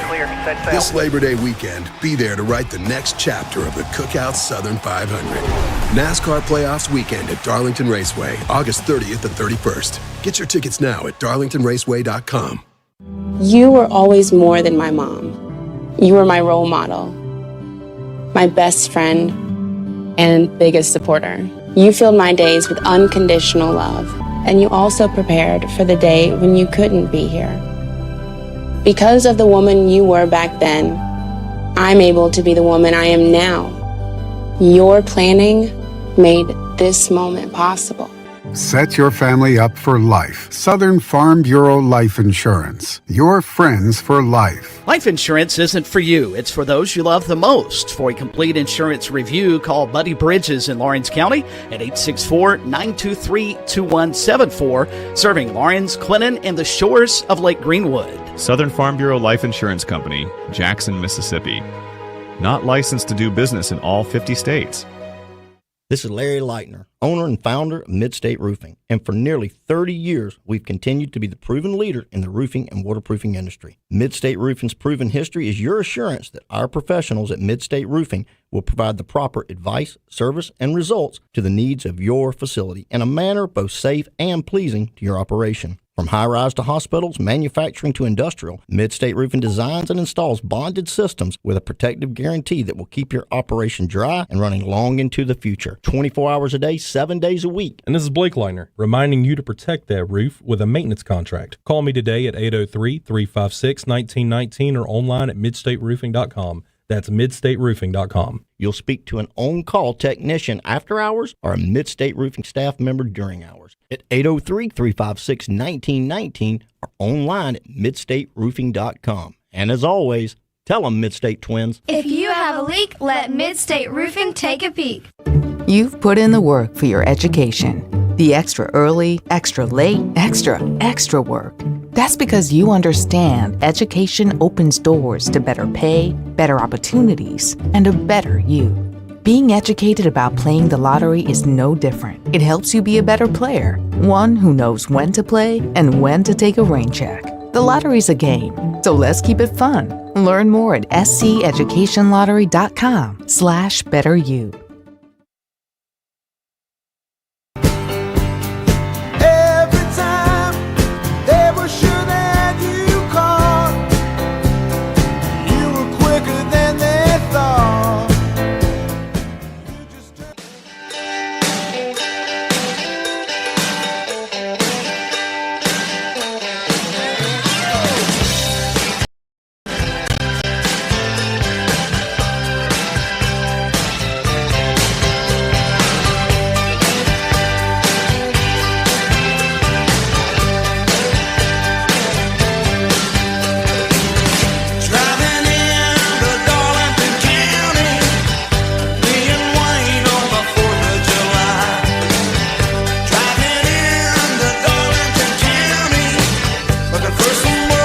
We continue here at Darlington, out in front of the museum. And the haulers have all come on through and gone into the track. Too tough to tame. And we welcome in the former president. He's known as the commander, Kerry Tharp, president of Darlington formerly. Great to see you once again, having you with us here on Sports Talk. That was your old theme music. It was, and every Tuesday night, I just kind of got in the corner, kind of like Rocky, when that music was coming on, and my wife would say, "Kerry, what are you doing?" I said, "Well, it's getting ready to be showtime." That's right. But I love that music, and Phil and Chris, it is so good to see both of you all, and looking forward to our visit here. But we go back a long ways. We do. I have to correct something. This is not my first outside broadcast. Oh, okay. 2020. COVID. Yes. Darlington has the first sporting event in America after COVID. And I did the show from my car. You came over. I think I did. You I came remember over. that. I was out. You wouldn't let us. Well, I did sneak NASCAR in the wouldn't track. let you. We did sneak I wouldn't in. let you in all my heart, but there was a lot of protocols then we feel that we had to follow. But I do remember that. Yep. And that was kind of a game changer actually for Darlington. To be honest with you, be able to host those races. I will say this very seamlessly. I got to hand it to NASCAR. They put in their great protocols for what we had to do. And I don't think anybody else did it better in professional sports. And I think that all intents and purposes got our second race back. Yeah, and really kind of put you in great standing in the hearts of NASCAR. They're forever ever grateful for what you guys did. How many races did y'all run over that time period? I think, Phil, it was 5 races in 3 days. Whew. And crazy. we packed them in there. We had some rain one time. We had some rain that flooded the infield, but we got some pumps out there and got all the water out of there. I'm pretty sure we had 5 races. We had series that weren't even in existence that we were racing, but it was amazing. I'll never forget.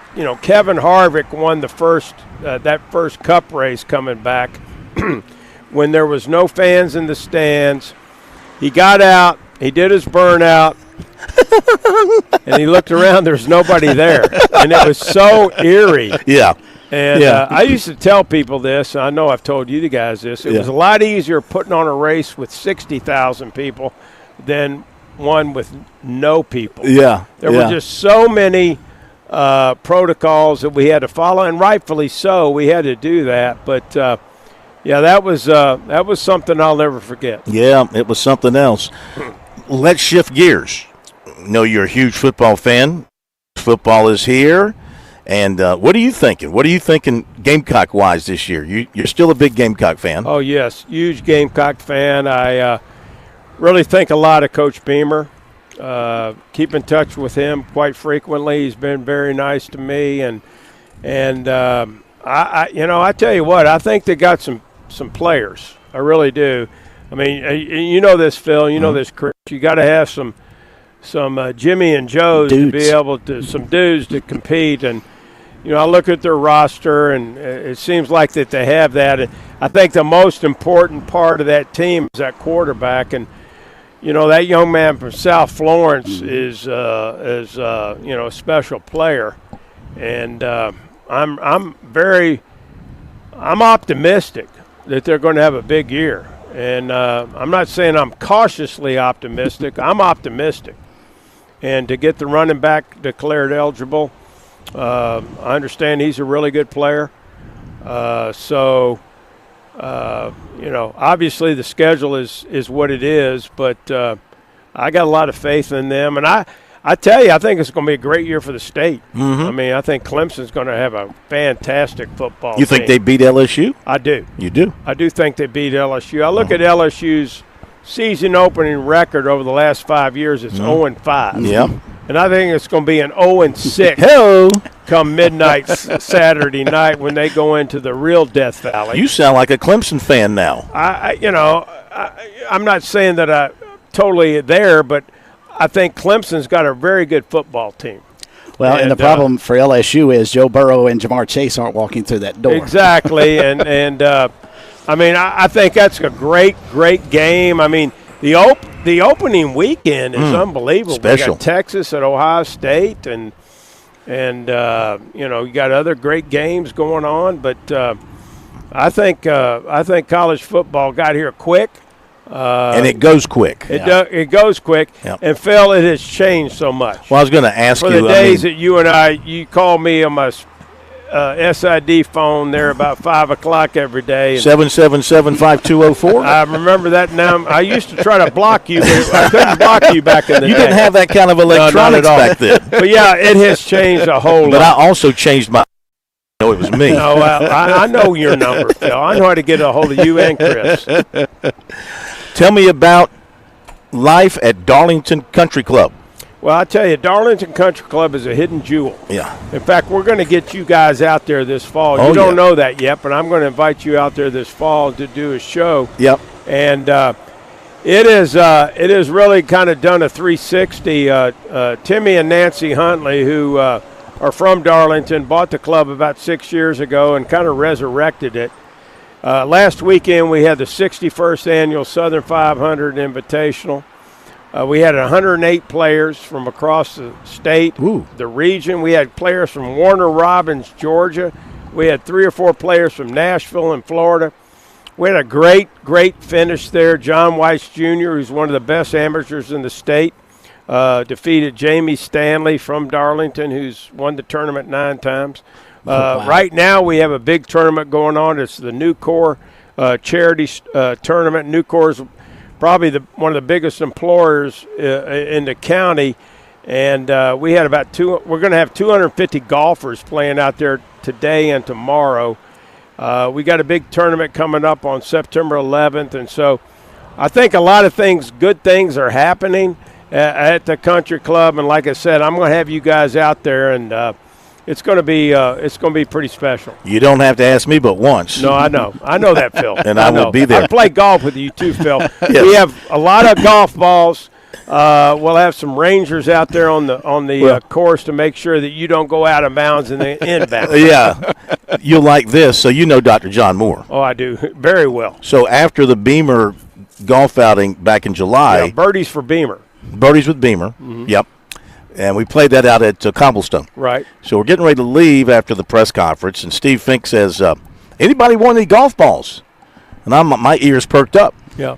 Dr. Moore had gone through his garage and brought in like I don't know how many boxes of unused old golf balls. Really? But not used. They probably had Gamecock logos on. I don't know, but I took about 4 boxes. Now, they're top flights. Yeah, I know exactly where you're talking about. Yeah. We used to host that, what we used to call back in the day the Gamecock Press Classic. Yes. And we would order Steve Liebler. My man Steve Liebler would order these golf balls through Top Flight with these logos on them. I think I still have some in my garage. I'm worried that these things might break my club if I happen to hit them on the face. I mean, they're hard, they're man. probably hard as rock. They're hard. So I got plenty of golf balls. Yeah. Hey, great seeing you. Great seeing you. We appreciate you, Thank you. I look forward to taking you up on that offer. No, we will have you all out there Excellent. at the country club, and I want to just take a few seconds to thank you guys. I've known Phil for years. I've known Chris for years. And what you all do for the state of South Carolina, is amazing. And thank you so much. Thank you for coming over. We'll be right back. Appreciate you, KT. On Point Weather is made possible by our friends at Palmetto Citizens Federal Credit Union on 107 The Point. Here's tonight's forecast. Cloudy this evening with a low temperature dipping down to 61. Tomorrow, look for more clouds than sunshine. We'll have a slight chance of a shower. The high back up to 87. We are cooler for the weekend. Highs both Saturday and Sunday around 81. And we have a 40% chance of some showers each day. I'm Cal Moss with your On Point local weather. Dave Ramsey here. Do you want your money to work for you rather than you working for your money? Go see my friends at Palmetto Citizens Federal Credit Union. They're not a mega bank and have been serving the Midlands since 1936, offering good old-fashioned customer service and free services. They'll look out for your financial well-being. With 14 locations, check them out today at palmettocitizens.org. Federally insured by the NCUA. with SRN News. I'm Keith Peters in Washington. The Education Department says Denver Public Schools violated Title IX protections against sex-based discrimination in education by creating all-gender bathrooms and allowing students to use the bathrooms corresponding with their so-called gender identity. The finding, announced Thursday, follows an unprecedented probe of Denver's East High School. Investigators in Minneapolis say the shooter who killed 2 Catholic school students and wounded 18 other people inside a church was obsessed with the idea of killing defenseless children. Police said Thursday that the shooter idolized mass killers and wanted to terrorize innocent children. The shooter, identified as 23-year-old Robin Westman, fired 116 rifle rounds through stained glass windows Wednesday morning. This is SRN News. America's radio show with Gene Garris every Sunday night from 6 till 8. Local, live, somewhat punishing, but only on the point. I don't know too many folks out there who love paying taxes, but what about getting tax credits? That's appealing, right? My buddy Ken at Broker Solar is in the tax credit business. How would you like a solar battery that helps do 2 things? First, it serves as an instant generator the moment the power cuts out, and it doesn't even require gasoline. Secondly, it lets you take some control back from the power companies. Yeah, you can use solar power during the peak hours when your power company wants to charge you the most. Oh, and that tax credit on solar batteries, you can get a 30% tax credit right now. This is a phenomenal time to reach out to Ken. He'll come out to your home or your business. He'll give you a comprehensive free estimate, answer any questions. Solar isn't free, but you need to take advantage of those credits when they do come around. Call Ken right now. Save on a solar-powered battery. Online, find him at brokersolar.com or just call Ken, 807-7417. That's 807-7417, Broker Solar. Columbia's home for the NFL is The Point. The Carolina Panthers are roaring back, and you'll hear all their action right here on 100.7. Catch the games, Panther Talk on Monday nights, and the Panthers Update Monday through Friday mornings.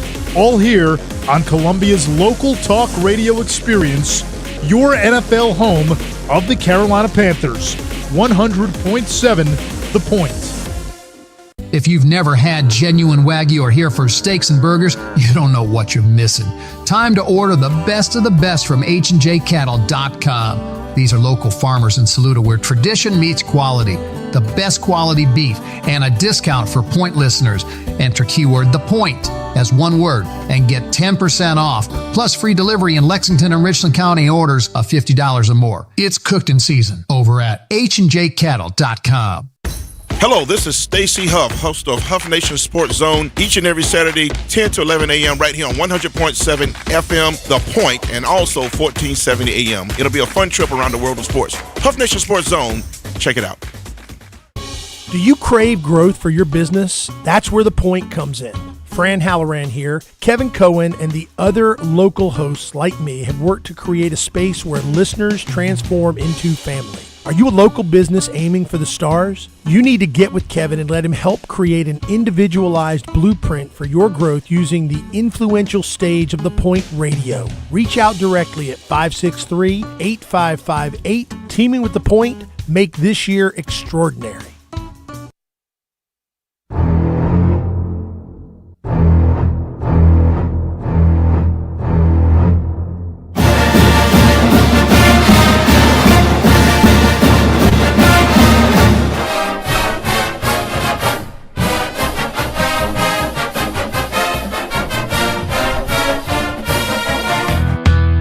It's the M&M Boys on Sports Talk with former Clemson offensive lineman Will Merritt and former South Carolina linebacker Corey Miller on the Sports Talk Media Network. So overjoyed. We just had Kerry Tharp on with us, and now we bring back once again another year of great football talk on Sports Talk with our boys, the M&M Boys. We welcome in the Pastor of Pain, Corey Miller, former Gamecock great, former NFL linebacker, took down a lot of heads during his day in the NFL. Will Merritt, Did a great job in his career at Clemson. Offensive lineman, worked his way up into a starter. At Clemson, he was a one-time Offensive Lineman of the Week in the ACC. That's worth recognizing. But I love the way that Will worked his way up and became a valuable member of that Clemson offensive line back then. It's great to have the two of them with us once again. Corey, how are you? Welcome back. Thanks for having me, guys. Doing good, doing great. I'm blessed. Looking forward to an exciting 2025 college football season. And actually, I'm sitting here watching a ton of games right now, so I'm in my element, in my zone once again. Beautiful. Will, welcome in. How are you, sir? I'm doing great, and glad to be with you guys. And I hope y'all had a very healthy off season, and I'm looking forward to a very, very fun year. So it's going to be an awful lot of fun. And I tell you what, I think we're starting off with a bang. Going to be a great weekend right out of the chute. No question. Terrific games all over the country, and we got two of the best ones here with Clemson, LSU, and South Carolina, Virginia Tech. Let's begin with the Tigers, Will, since they play on Saturday, and you've been around the program a lot this offseason, getting a chance to watch them work out, talk to coaches, talk to players, etc. Clemson, a 3.5-point favorite. Some are saying they're national championship caliber. What do you think?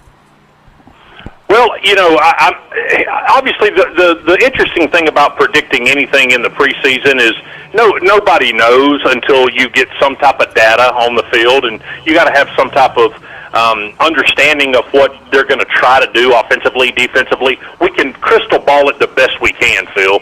I will tell you, I was at the scrimmage just 2 weeks ago, and the one thing that I do like about this team versus last year going into the season is there's so many more weapons. There's so many other options to go to. And obviously it goes through Cade on the offense, but with a veteran offensive line and a quarterback like Cade that has proven himself to be one of the best in the country. But I think the biggest thing is he's got so many guys to throw the ball to now. Not just wide receivers. Obviously, it's been duly noted just how good those receivers are with Moore and Wesco and Williams and those guys. But he's also got some other really talented guys. I think the running back by committee is going to be probably pretty prevalent right out of the chute. But I will say, when you go into this game, that has a similar feel to when Clemson opened with Georgia a few years ago with two top 10 teams playing each other, and Clemson did not fare well in that game at all. But I don't think that this is the same type of caliber team.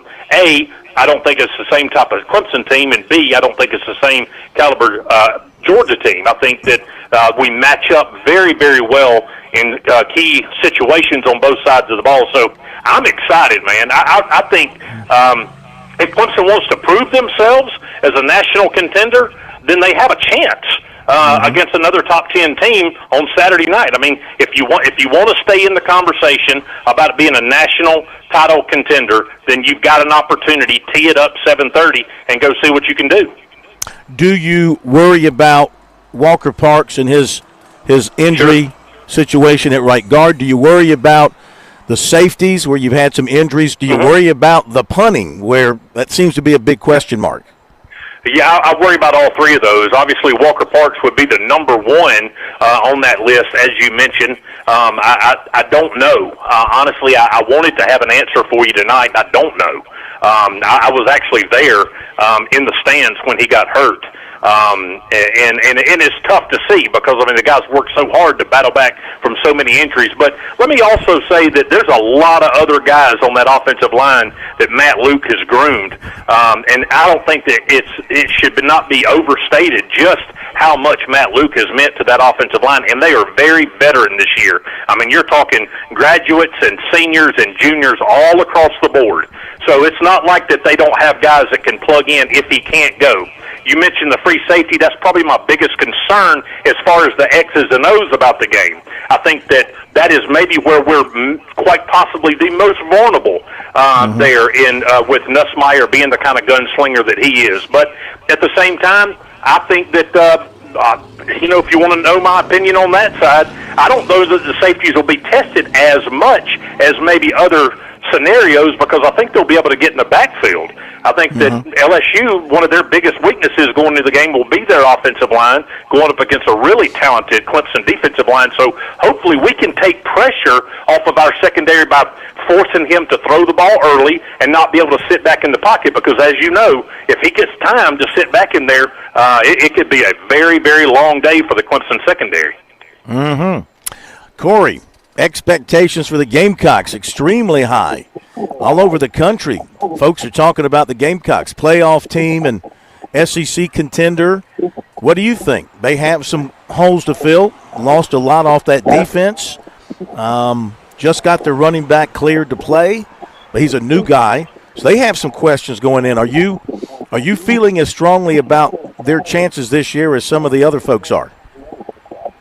Well, from a, just a former player, alumni, you definitely feel the excitement, the energy. You like to hear people talking about you nationally feel. But listen, as Will stated, it doesn't matter right now. Everybody is talking, but a lot of people don't know, right? They don't know what's going to happen. I look at it, you got the main thing in place. You got a quarterback. That's a north-south. You can't win anything without a trigger man. Well, you got that, right? You're going to have some proven wide receivers. Nicholas Harper not running track. We're focusing more on football. It's good news for South Carolina. I'm not too concerned about the offense. The offensive line, I got players, got veterans there. They should be in good shape. The defense is where the concern is going to be when you lose, your two tackles, you lose your two linebackers, you lose your best secondary guy. So you got some holes that has to be filled. But I think if I'm a Gamecock fan, I would say for Shane Beamer and himself has done an outstanding job of finding plug-and-play guys. Look at Kadora coming over and lead the country in sacks last year. So he's done a good job of finding guys. Rocket Sanders coming over from Arkansas was very nice at the running back position. So they've done a nice job there. And now you got Faison eligible to play, transfer from Utah State, going to help the football teams as well. And then I think, what Clayton Wayne's done, defense has been pretty admirable. So I'm not going to say that they're a playoff team yet, or they can't contend for the SEC title. There's just too many questions. It's too early. Game one, you just don't know. You're trying to familiarize yourself with one another. But I love the coaching staff. I love the talent that he's brought in. And they're going to compete. We know that they're going to do that. So I think, D Tech's a good, solid matchup in Atlanta on Sunday. And but after that game next week, I'll definitely have a much more decisive to say, hey, I think we got this and we don't have that. But I'm excited about the season. I'm excited about meaningful games and great opportunities that they're going to have to get themselves in that national conversation if they can just win. They'll be right there. How do you think, without Kyle Kennard on the other side, how do you think life for Dylan Stewart will be different this season as he probably gets all the attention that any defensive end can get from an offense? Well, it's going to be tougher because people know about him, right? So he's going to get a lot of attention. He's going to get chips. He's going to get double teams. He's going to get those types of things to slow him down. But, I think they'll have some guys, and I just heard some, stuff on there. They got some guys that's going to shock people that we don't know about right now. So he'll get it. And then what you got to do as a defensive coordinator is move him around. You can't keep him in one place. You got to run some stunts. You got to run some zone balls. Then you come inside, give him some free rushes here. Let him stand up, come off the ball. So there's a lot of things you can do defensively to help him if he's getting a lot of attention. So if you free him up some one-on-ones. But I'm excited about what he can do. I'm excited about this team overall. It's been a long time that we've been this high ranked in the preseason. Again, I don't really take a ton of stock in it because we just don't know who these teams are going to be. But as week by week goes on, it'll kind of they'll separate themselves and we'll know who the better teams are in the country. Now, for sure. M&M boys, Will Merritt, Corey Miller with us here on Sports Talk, another football season. Will, give us an unsung hero for Clemson this year. Well, I think there's two of them. I think that's a great question. I think the two guys, the unsung hero, I don't think anybody's talking about just how good that Will Help is going to be at the defensive end. The transfer in junior. I think he is just a fantastic player. I think he's going to wreak some havoc. Just everybody talks T.J. Parker. Everybody's talking to Peter Woods. But I really think that will help it. And I think Cape Hart's going to be great as well. But I think that's a guy that's probably going to jump off the page to me. I also think that from an offensive standpoint, Adam Randall obviously is going to get the nod at running back. We all know that. He's going to start. He's the only really experienced guy that you feel comfortable with. But I'm going to tell you, there's a couple of guys behind him that have really shown out in the preseason. I would not be surprised if Eazy-E and Gideon Davidson, those guys don't get in and bust some big runs. I think those are the guys. And then from the tight end perspective, I think that you might have a couple of guys to stand up there that you don't really talk about near as much. I think that the biggest thing, though, that you're going to see from an unsung hero more than likely is not going to be just one guy. I think it will be one unit that plays really, really well, whether it's the defensive line, the linebacking core, the safeties, like you just mentioned, the secondary shows up and just shows out. I think those are the things. It might be a unit that is the unsung hero that everybody goes, man, we had no idea just how good they were going to be. Good points. Corey, how much will the Gamecocks miss Kai Kroger with all the things that he did for the special teams? Is that can you overstate the importance, the bigness of that loss, or can somebody fill those shoes? Well, somebody definitely can. I mean, they have some guys that's been on that roster that's had a chance to punt a little bit. But, Kai did such an outstanding job. When you talk about that punting position, I know we most times don't pay attention to that. But with South Carolina and the where they play special teams, it's a huge deal, right? You talk about changing the field, and he did a great job of changing the field. Even when they're backed up, booming big punt or pinning people down inside the 10-yard line. These are things that he was so excellent at doing, and I think that's going to be hard to do. But it's Beamer ball. I mean, it's Beamer ball. And Shane Beamer, that's a big focus for him and his football team, his special team. He wants to be the best in the country. So I'm looking forward to seeing who they try out there. I'm not too concerned. Hard to replace a Kai Kroger, but they'll find somebody that'll be ready to go on Sunday afternoon. All right. Well, let's wrap it up like we did last year, and we'll do it every Thursday night with you. Time for a reading on the rivalry meter.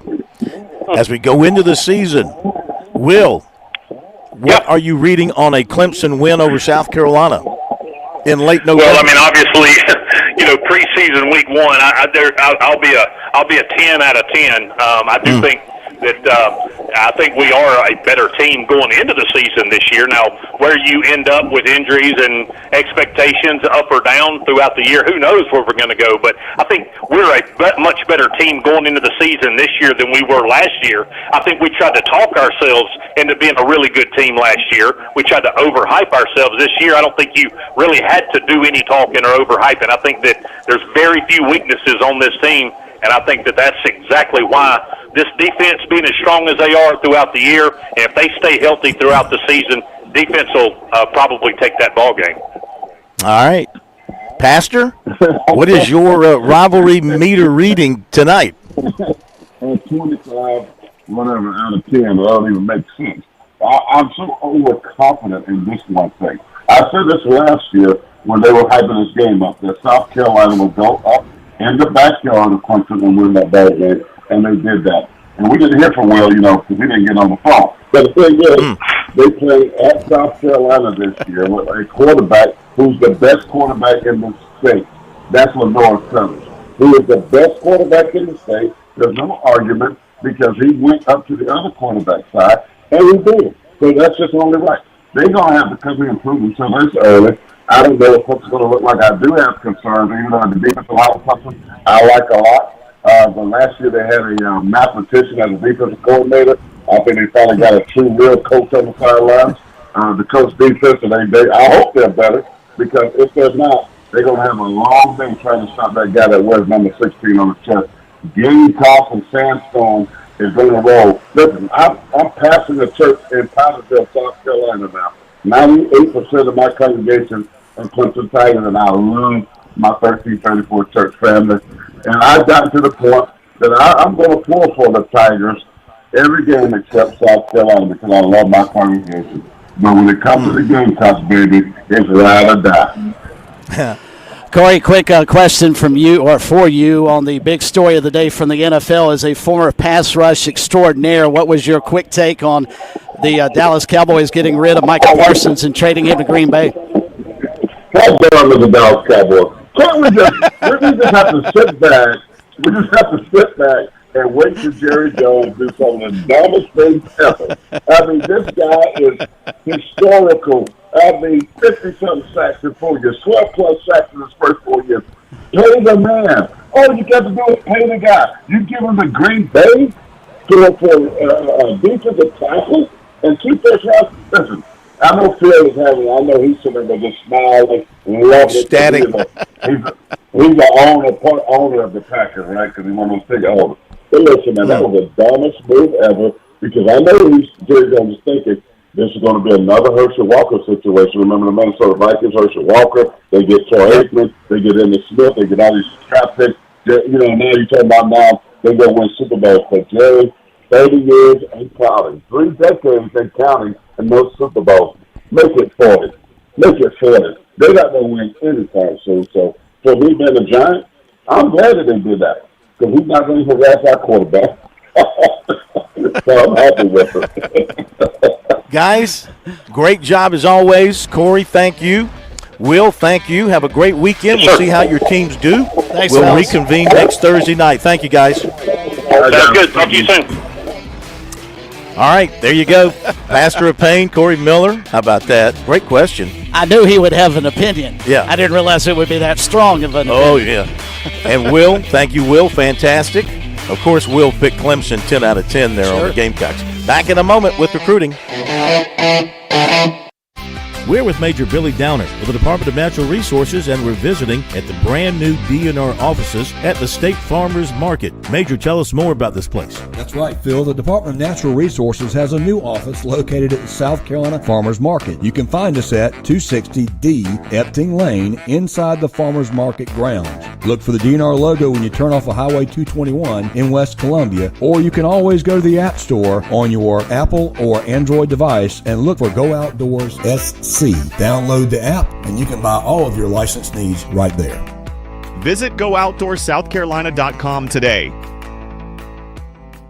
There's a lot of things we take for granted in our lives. Your home's AC will run cool. Your drive-through coffee will be hot. And the car will start when it's time to take your kids to school. It's when things don't go as planned that you start thinking about who to call and where to turn.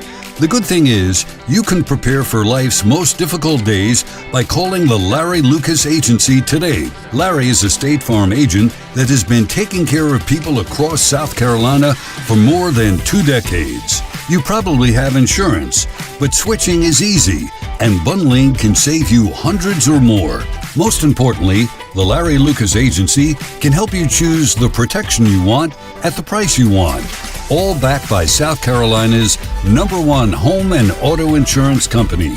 Visit LarryLucasAgency.com today or give Larry a call at 803-799-1998. Like a good neighbor, Larry Lucas State Farm is there. South Carolina's taste buds have spoken, and they're asking for beef.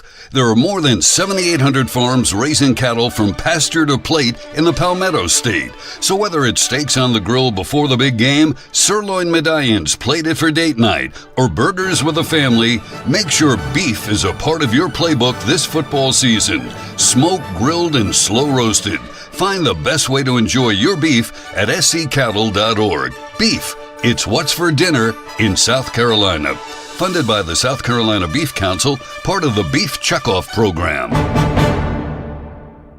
Hi, Phil Kornblut here with our good friend George Bryan III, heard every Friday night on Birdies, Bogeys, and Biceps right here on Sports Talk. George, the Tsunami Bar, a very valuable tool for golfers. Why is that? Well, the first thing that I say is the tempo. It's the only tool out there that allows the study of tension right from the first grab to be expressed, and rhythm and tempo is what makes the bar work, and it gives you something awfully special to keep those hands soft and get that rhythm going. Learn more about Tsunami Bar technology by clicking on the digital ad on our website, SportsTalkSC.com, and save 5% by purchasing online using the promo code BBB5. Call Lawyer Lisa. Experience the difference with Lawyer Lisa. Hi, I'm Lisa Hosseller-Brown. Did you know Lawyer Lisa offers a prevention plan add-on to our services? If you already have a trust or just need some updates, ask about getting your ducks in a row and getting all of your wishes set out before it's needed. Visit lawyerlisa.com for more information. Call Lawyer Lisa. Experience the difference with Lawyer Lisa. 7511 St. Andrews Road, Irmo, South Carolina. In Columbia, South Carolina, game days are our specialty. Whether you're watching the game from inside the stadium or from the big screen at your favorite local spot, the energy remains the same. Craft the perfect fall Saturday in a city where there is plenty of action on and off the field. From tubing and kayaking to Soda City to rooftop restaurants and plenty barbecue. We're ready when you are. Plan your weekend at ExperienceColumbiaSC.com.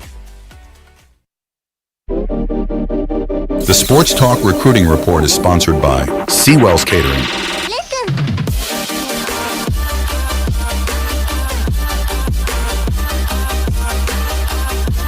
Okay, how about some recruiting from here at Darlington and some Seawells from here at Darlington? Wish I had some Seawells. Get some Seawells tomorrow.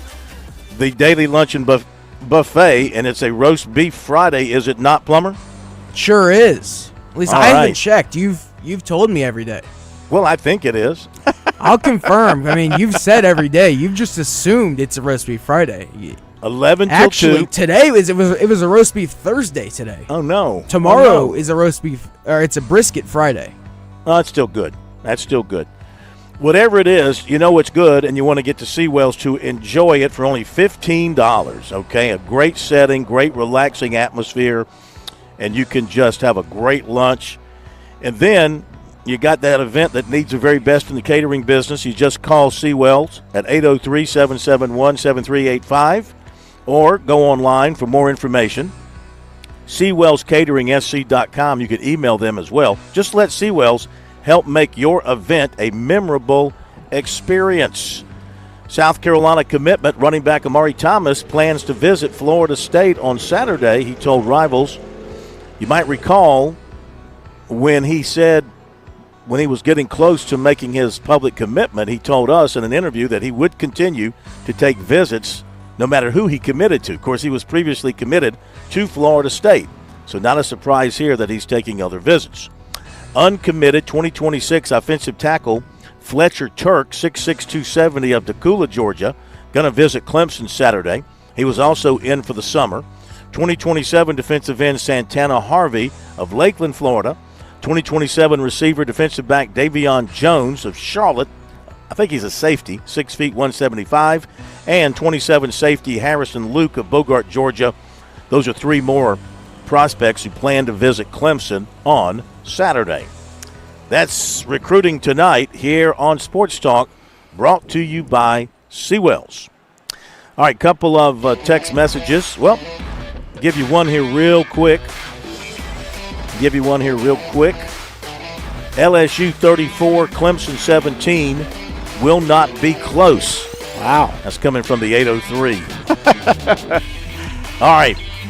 Thanks to all the folks here at Darlington for allowing us onto their grounds. Cole Custer, thank you. Kerry Tharp, thank you. Thank you, Chris. Yes, sir. Thank you, Plummer. And we'll see you tomorrow night on Sports Talk.